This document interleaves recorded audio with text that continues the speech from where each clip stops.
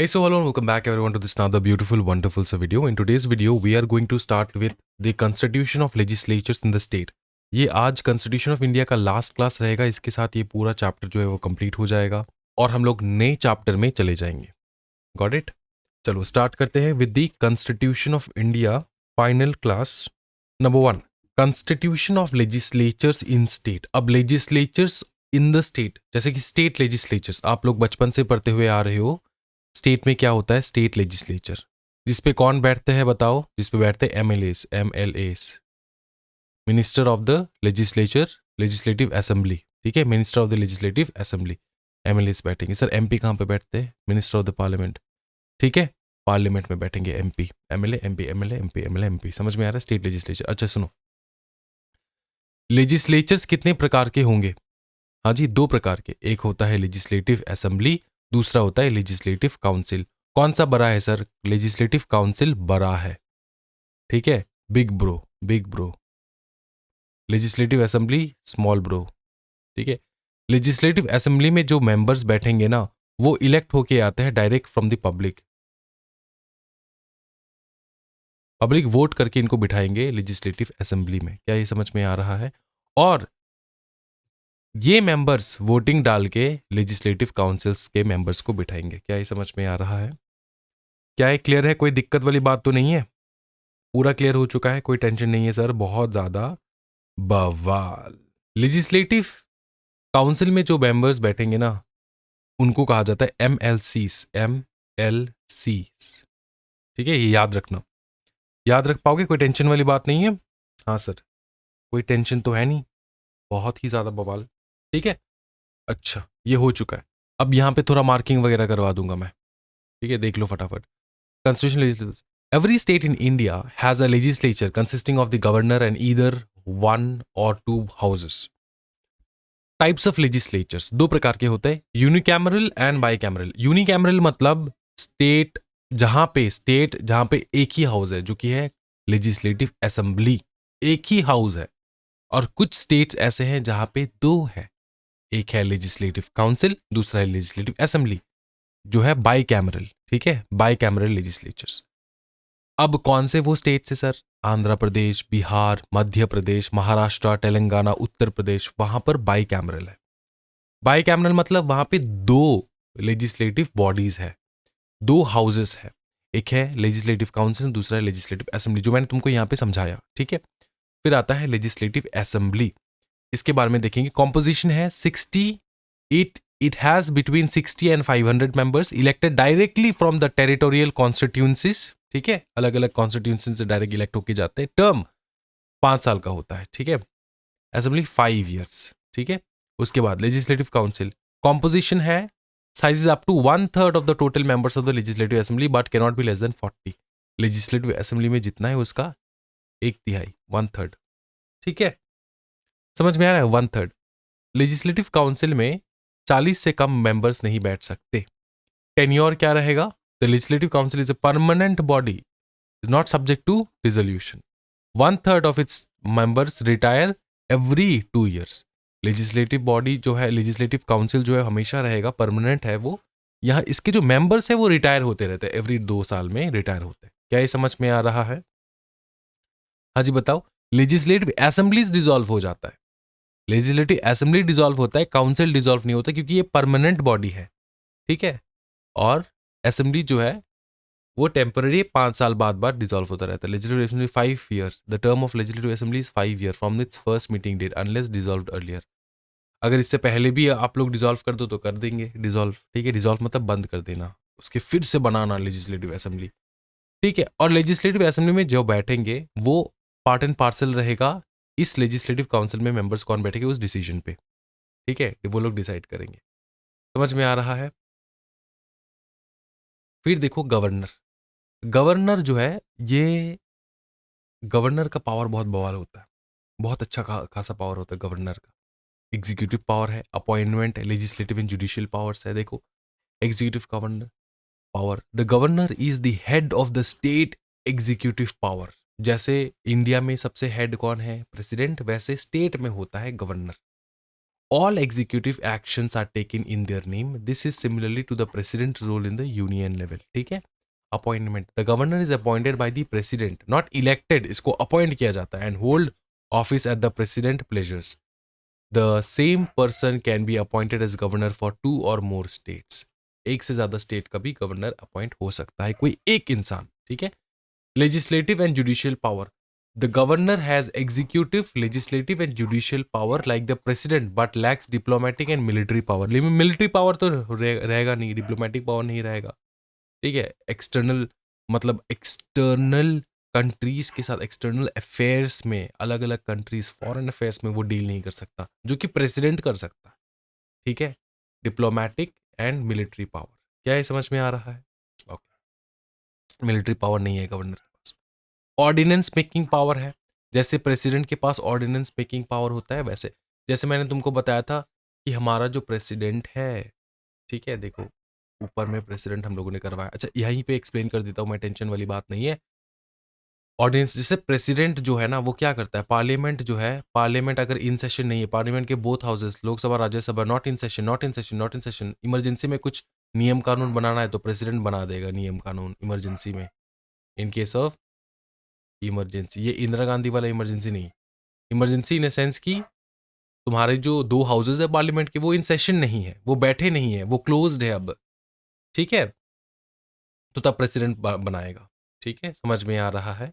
उसी को फिर पार्लियामेंट में पास करवा के उसको एक्सेप्टेंस दिलाना होगा. समझ में आ रहा है? अच्छा, ऑर्डिनेंस मेकिंग पावर, ये सेम पावर गवर्नर के पास है in case of state legislature. अभी स्टेट में जो तुम्हारा लेजिस्लेचर है, स्टेट लेजिस्लेचर बंद है, पकड़ लो, हाउसेस बंद है, सिंगल हाउस और बोथ हाउस बंद है, तो क्या क्या कर, इमरजेंसी में कुछ लागू करवाना है, गवर्नर करवाएगा. प्रोमulgate ordinances when the state legislature is not in session. These ordinances have the same force as effect of the state legislature. मतलब वही सेम पावर रहेगा स्टेट लेजिस्लेचर जैसा. ठीक है, समझ में आ रहा है? The governor must act on the aid and advice of the council of ministers while exercising the power. Obviously council of ministers का एडवाइस लेके फिर गवर्नर जो है वो एक्सरसाइज करेगा अपने पावर को. Ordinances must be laid before the state legislature when it resembles and ceases to have effect 6 weeks after 6 week का तो तुमको पता ही है. जैसे ऑर्डिनेंस सब केसेस में, ऑर्डिनेंस प्रेसिडेंट पास कर रहा हो या फिर गवर्नर पास कर रहा हो. गवर्नर अगर पास कर रहा है ऑर्डिनेंस तो इसको 6 हफ्तों के अंदर अंदर पास करवाना होगा, जब तुम्हारा स्टेट असेंबली सेशन में आ जाएगा.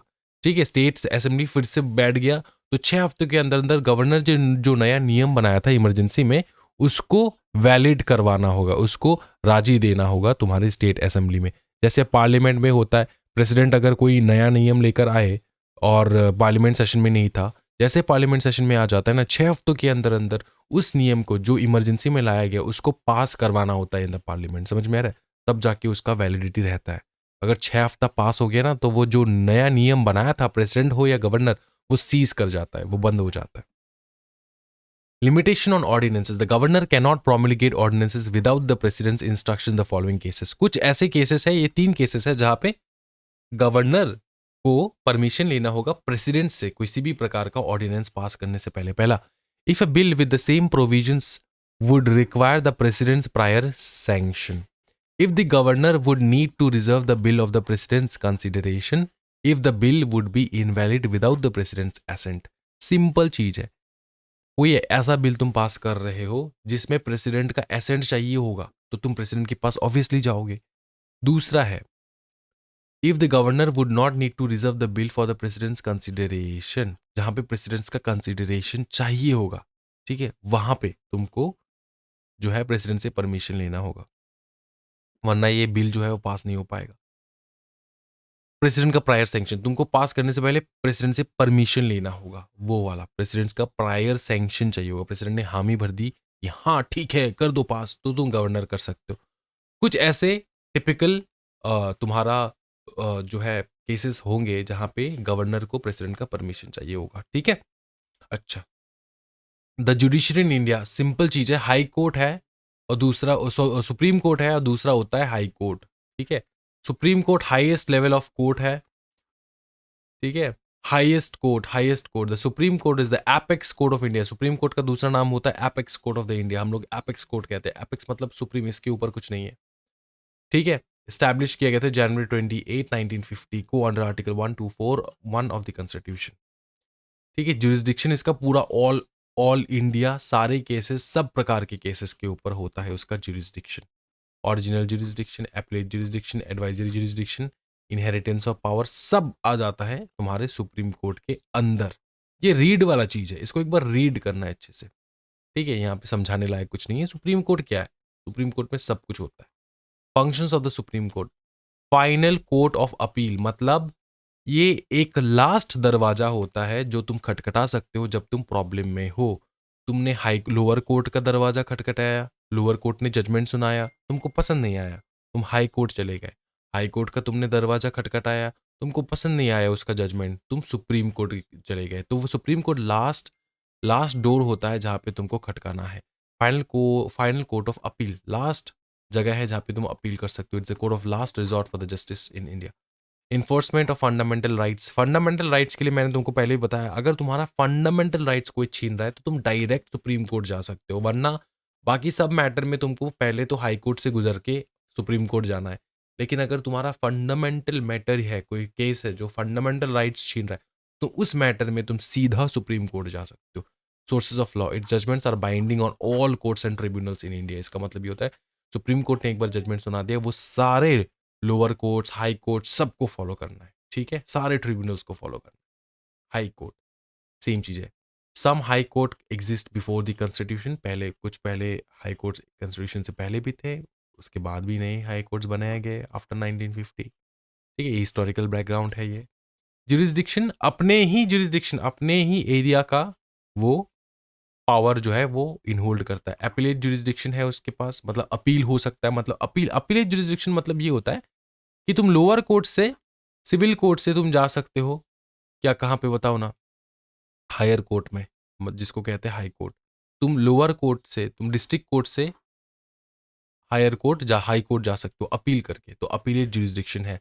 रिट जुरिस्डिक्शन है, रिट अगर लगवाना हो। They also have writ jurisdiction to enforce fundamental right and for other purposes. उसको अगर लग रहा है, जज को अगर लग रहा है कि कोई नहीं, ये जो मैटर है ये फंडामेंटल राइट वाला मैटर है, तो वो रिट जुरिस्डिक्शन सुना सकता है। रिट जुरिस्डिक्शन क्या होता है मैं तुमको समझाता हूँ। रिट कुछ प्रकार के रेमेडीज होते हैं जो कोर्ट तुमको देता है। ठीक है, रिट कुछ प्रकार के रेमेडीज है जो कोर्ट तुमको देता है थ्रू द कॉन्स्टिट्यूशन। कॉन्स्टिट्यूशन में रिट्स है। अगर तुम्हारा फंडामेंटल राइट छीन रहा है ना, तो इन रिट्स के मदद से तुम बहुत हेल्प ले सकते हो। रिट्स जो है वो हम लोग देखेंगे यहाँ पे टाइप्स ऑफ रिट्स में। Habeas corpus, mandamus, prohibition, certiorari, quo warranto, ये सारे हम लोग देखने वाले हैं बहुत जल्द। अब ये देख लो, रिट्स क्या है? एक प्रकार का रेमेडी है, सोल्यूशन है फॉर योर प्रॉब्लम। जो अगर तुम्हारा फंडामेंटल राइट जो है उसको दिक्कत आ रहा है, तो उसके उस पर्पस की वजह से रिट भी जो है, रिट का जुरिस्डिक्शन भी दे सकता है, रिट का ऑर्डर भी दे सकता है हमारा high court. Special power, some high court example Bombay, Calcutta, Delhi have ordinary original civil jurisdiction for their respective cities, allowing them to try regular civil suits. They can have references made by tribunals like the income tax appellate jurisdiction. तो income tax appellate tribunal जो होता है, income tax tribunal क्या है? वो भी एक प्रकार का कोर्ट है। ठीक है, जैसे कि कंपनी लॉ ट्रिब्यूनल जो कंपनीज के बारे में, कंपनीज का मैटर्स देखता है, इसी प्रकार से इनकम टैक्स अपीलेट ट्रिब्यूनल है। Income tax tribunal plus income tax appellate tribunal, उनका मैटर भी देख सकता है हाई कोर्ट। ठीक है, रिट जुरिस्डिक्शन, रिट मैंने तुमको पहले ही बता दिया है। रिट जो है वो भैया देने का पावर है किसी किसी कोर्ट में, जैसे बॉम्बे, कैलकाटा, मद्रास। ठीक है, ये इन सारे सबऑर्डिनेट कोर्ट्स कौन से हैं? Civil courts, criminal courts. ठीक है, ये दो है। सिविल कोर्ट जहां पे सिविल मैटर जो है वो वहां पे दर्ज होता है। Each district has a district court presided bye district जज। डिस्ट्रिक्ट कोर्ट में सिविल मैटर्स जाते हैं। ठीक है, अच्छा, ये तुम याद कर लो। फिर है criminal courts, consist of magistrates and court of session.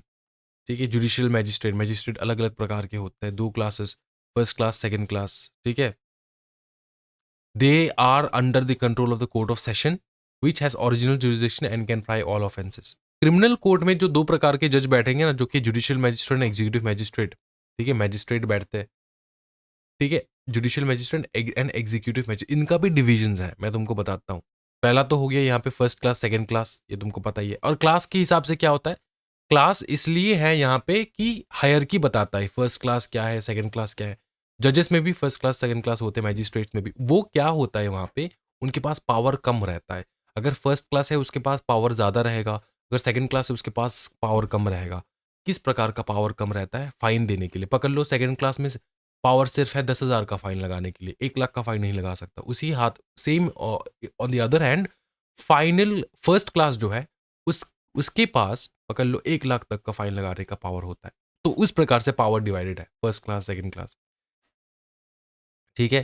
फिर the court of session can award any sentence but that sentence requires confirmation by high court. Court of session जो है वो कोई भी सेंटेंस सुना सकता है एक्सेप्ट ऑफ डेथ सेंटेंस, जिसको कंफर्मेशन चाहिए हाई कोर्ट का। ठीक है, कोर्ट ऑफ सेशन याद रखना।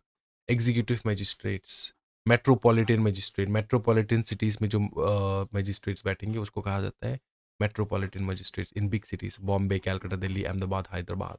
ओके, नेक्स्ट है writ, habeas corpus. Habeas corpus क्या है, ये सब ना तुम लोग जब एग्जीक्यूटिव में चले जाओगे ना बहुत डिटेल्ड में पढ़ने को मिलेगा। ये जो जजेस वगैरह है, मेट्रोपॉलिटन जजेस, ये सारे टाइप्स ऑफ रिट्स देखो, रिट्स में भी बहुत डिटेल्डली तुमको पढ़ने को मिलेगा। टाइप्स ऑफ रिट्स में आता है हैबियस कॉर्पस। हैबियस कॉर्पस का मतलब होता है, मैं तुमको सिंपल माने समझाता हूँ। पर्पस क्या है, to protect law unlawful detention. Habeas corpus purpose क्या है, to protect against unlawful detention. कोई अगर तुमको अनलॉफुली डिटेन कर रहे हैं ना, पुलिस ऑफिसर अनलॉफुली डिटेन कर रहा है, तो तब भी तुमको हैबियस कॉर्पस, तुम्हारा लॉयर जो है हैबियस कॉर्पस के लिए अप्लाई करेगा। Example, if someone is arrested without a warrant, their families can file a habeas corpus petition to challenge the legality of the detention. ठीक है, क्यों इसको डिटेन किया है बताओ बताओ। उसके बाद है मैंडमस। पर्पस क्या है, to command a public official to perform the legal duty. Mandamus का क्या है बताओ, to command a public official to perform their legal duty. कोई पब्लिक सर्वेंट है, गवर्नमेंट का ऑफिशियल जो अपना काम नहीं कर रहा है, तो तुम क्या कर सकते हो। Example, if a government department fails to process a citizen application within the stipulated time, a mandamus can be issued to compel them to act. ठीक है, पब्लिक डिपार्टमेंट काम नहीं कर रहा है, तुम केस फाइल कर दोगे मैंडेमस का, बोलोगे कि इसको ये अपना काम नहीं कर रहा है, इसको अपना काम करवाओ, मेरा काम वो करके नहीं दे रहा है। मैंडेमस, समझे। प्रोहिबिशन, सब कुछ है भाई, सारा सोल्यूशन है अपने पास, लेकिन सबको पता नहीं होता कि क्या सोल्यूशन है नहीं है, समझे। सब लोग अवेयर नहीं है। प्रोहिबिशन, प्रोहिबिशन ये होता है कि lower court and higher court का बात है। प्रोहिबिशन ऑर्डर क्या होता है, कोई भी लोअर कोर्ट, समझे, कोई भी लोअर कोर्ट मतलब छोटे वाले कोर्ट, डिस्ट्रिक्ट कोर्ट पकड़ लो, वो 4,000 करोड़ का केस जो है लेकर बैठा है, तो उसके ऊपर जो कोर्ट है ना, हाई कोर्ट, वो कहता है कि भाई सुन, प्रोहिबिट कर देता है, प्रोहिबिशन ऑर्डर पास करता है, बोलता है कि 4,000 करोड़ तेरे बस का बात नहीं है, ये डिस्ट्रिक्ट कोर्ट में वो नहीं हो सकता, फैसला नहीं हो सकता। ठीक है, ये हायर कोर्ट में जाना होगा। तो प्रोहिबिट कर देता है उन सारे केसेस को लेने में। ठीक है, प्रोहिबिशन लगा देता है। Purpose, to stop a lower court और tribunal from exceeding its jurisdiction. Jurisdiction का मतलब होता है पावर। ठीक है, उसके पावर के ऊपर जाके, बाहर जाके वो काम कर रहा है, तो वो example, if a lower court is about to hear a case it has no authority over. Lower court अगर कोई ऐसा केस सुन रहा है जिसके पास आतंकवादी का केस लेकर चले गए डिस्ट्रिक्ट कोर्ट में, पकड़ लो भाई मेरे, नहीं हो पाएगा, वो सीधा पार्लियामेंट में जाए, सॉरी सुप्रीम कोर्ट में जाएगा, आतंकवादी वाला जो केस है। समझ में आ रहा है। तो ये अलग अलग कोर्ट्स के ना अलग अलग पावर होता है। अपने एक पावर के बाहर जाके अगर कोई कोर्ट जो है वो जजमेंट सुनाने के लिए जा रहा है, तो प्रोहिबिशन रिट पास कर देता है, can be issued to prevent its proceedings. ठीक है, प्रोहिबिशन रिट पास कर सकता है, समझे। मतलब हायर कोर्ट जो है प्रोहिबिशन रिट पास करेगा। सर्ट्यूररी का मतलब होता है कि to transfer a case from a lower court to higher court. Simple चीज है, ऊपर वाले कोर्ट को दिख रहा है, ऊपर वाले कोर्ट को तुमने कंप्लेंट कर दिया, बोला कि देखो ना सर, मेरा जो ये केस है ये तो ऊपर वाले कोर्ट देखेंगे, लोअर कोर्ट नहीं देख सकते, तो आप प्लीज इसको ट्रांसफर करवा लो, तो ये ट्रांसफर हो जाता है।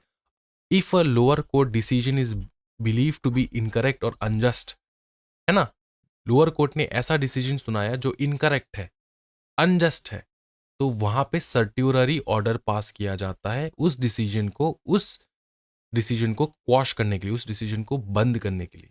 समझ में आ रहा है। तो वो होता है सर्ट्यूररी ऑर्डर। ठीक है, तुम्हारे बस का बात ही नहीं था, तुम्हारे बस का नहीं, तुम्हारे पावर में ही नहीं आता ये वाला डिसीजन, तुमने सुना दिया, ठीक है, तो उस डिसीजन को बंद करने के लिए देखो प्रोहिबिशन ऑर्डर है, डिसीजन पहले, डिसीजन देने से पहले पास किया जाता है।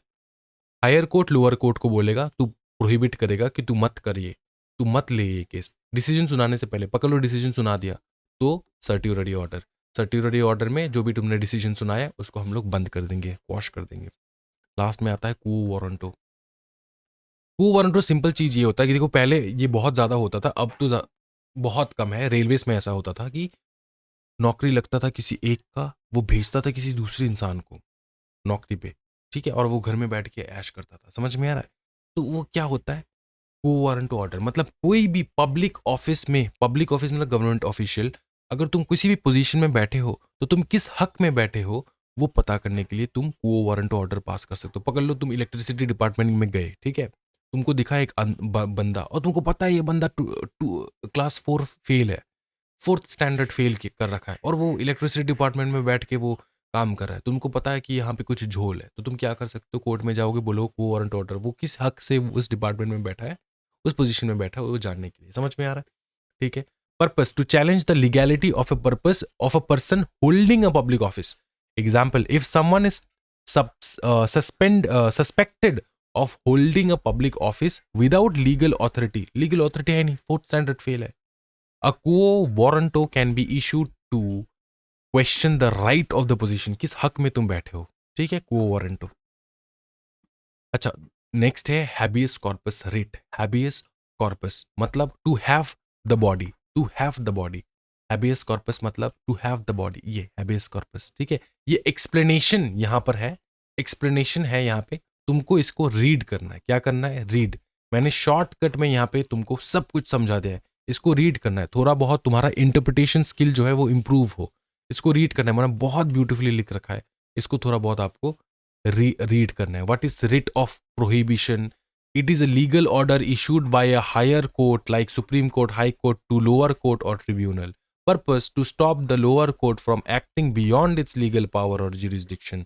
समझ में आ रहा है, इस हद तक मैंने एक्सप्लेन कर रखा है कि तुमको कोई दिक्कत ही नहीं आएगा, ठीक है। इशू क्या था, इशू क्या था, इशू ये था कि इफ अ लोअर कोर्ट और ट्राइब्यूनल, ट्राइब्यूनल छोटे वाले कोर्ट्स, एक्ट विदाउट जुरिसडिक्शन, उसके पावर के बाहर जाके वो काम करे, exceeds this jurisdiction, violates rules and law, तब प्रोहिबिशन ऑर्डर पास किया जाता है। What to do, what does it do?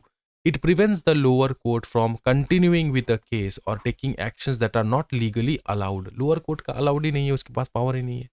It is issued before the trial begins to stop any illegal proceeding. ये इशू किया जाता है ट्रायल स्टार्ट होने से पहले, इलीगल प्रोसीडिंग्स को स्टॉप करने के लिए। समझ में आ रहा है, ये प्रोहिबिशन पहले पास किया जाता है, उसके बाद पास किया जाता है सर्ट्यूटरी ऑर्डर। जब तक कि ना जब तक डिसीजन आ गया, has already made a decision, देखो ना, when it is issued, the writ is issued after the lower authority has already made a decision। Decision सुना दिया, अब डिसीजन को रोकना है, तो तब ये सर्ट्यूटरी ऑर्डर पास करते हैं। तो ठीक है, इसको मैंने बार बार बहुत अच्छे से इसको ना मैंने ड्राफ्ट किया, सो दैट तुमको डाउट ना है, सेल्फ रीड जब करोगे डाउट ना है, तो इसको रीड कर लेना है।